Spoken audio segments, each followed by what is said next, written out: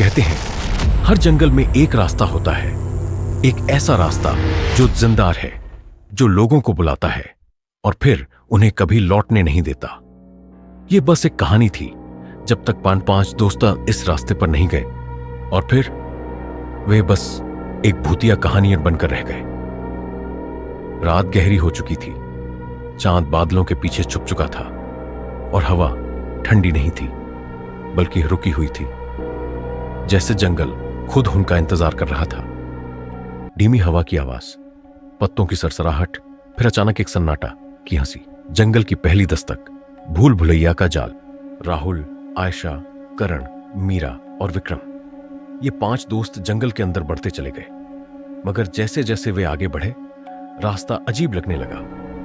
विक्रम ने अचानक कांपती आवाज में कहा, विक्रम रुको, ये वही जगह नहीं, ये पत्थर, ये निशान, ये तो हमने पहले भी देखा था। जीपीएस बंद हो चुका था, कंपास गोल गोलन घूम रहा था, जैसे कोई अदृश्य शक्ति उन्हें बार बार घुमा रही थी। वे जितना तेज चलते उतना ही वही रास्ता उनके सामने आ जाता। वे एक भयानक जाल में फंस चुके थे। तुम वापस नहीं जा सकते। पहला शिकार। जंगल ने अपना खेल शुरू किया, ठहराव के साथ, जैसे कुछ भयानक होने वाला हो। और फिर अचानक राहुल गायब हो गया। एक तेज दिल दहला देने वाली चीख, शीजल्ले तेज धड़कनें, पत्तों की सरसराहट, एक गहरी सांस की आवाज, फिर चुप्पी। मीरा कांपती हुई आवाज में चिल्लाती है, राहुल, राहुल कहां हो? टॉर्च की रोशनी वहां पड़ी और जो दिखा उससे सभी की रूह कांप गई। वहां गहरी मिट्टी में ढंसे हुए पैरों के निशान कट थे, मगर उनके चारों ओर नाखूनों से खुरचने के निशान, जैसे राहुल को घसीटकर अंदर खींच लिया गया हो। और फिर पत्तों के पीछे कुछ हिला, धीमी हंसी। सबने देखा एक परछाई, मगर वो इंसान जैसी नहीं थी।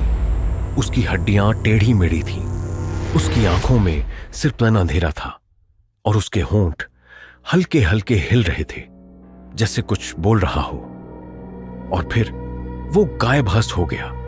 तेज हवा चलने लगती है, जैसे जंगल जिंदा हो गया हो। चारों तरफ हजारों फुसफुसाहटें। और एक गया। अब अगला कौन? बलि। जंगल की भूख अब भी बाकी है। अब सिर्फ 4 लोग बचे थे और तभी उन्होंने सामने एक पुराना लकड़ी का बोर्ड देखा। ये शब्द ढका हुआ, खून से लिखे हुए थे। तेज धड़कनों की आवाज, दिल डर से कांप रहा हो। मीरा की सांसें तेज हो जाती हैं। विक्रम पीछे हटता है और आयशा के होंठ कांपते हैं।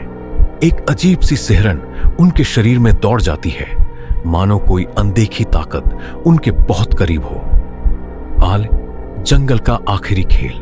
अब गहरी, रहस्यमयी मगर बेहद डरावनी आवाज, जैसे जंगल खुद बोल रहा हो। जंगल ने उन्हें आजादी का झांसा दिया था, मगर अब जंगल को खून का स्वाद लग चुका था। पीछे से धीमी मगर डरावनी हंसी, हे, जैसे कोई बहुत पास खड़ा हो। मीरा कांपते हुए पीछे देखती है और उसकी चीख उसके गले में ही अटक जाती है। वहां राहुल खड़ा था, मगर अब वह इंसान नहीं था। उसकी आंखें पूरी तरह काली थीं, उसकी सांसें भारी और जानवरों जैसी हो चुकी थीं। उसके नाखून सड़ चुके थे और उसके होंठों पर एक भयानक मुस्कान थी। कोई एक जाओ या सब यहीं रहो। तेज हवा चलने की आवाज, जंगल के पत्ते सरसराने लगते हैं और फिर अचानक सन्नाटा। अंदर को खून का आखिरी कतरा, ठंडे मगर बेहद डरावने लहजे में, धीरे धीरे, जैसे मौत करीब आ रही हो। करण अब मीरा की तरफ बढ़ रहा था। उसकी आंखों में अब सिर्फ एक ही इरादा था, बचने के लिए मारना।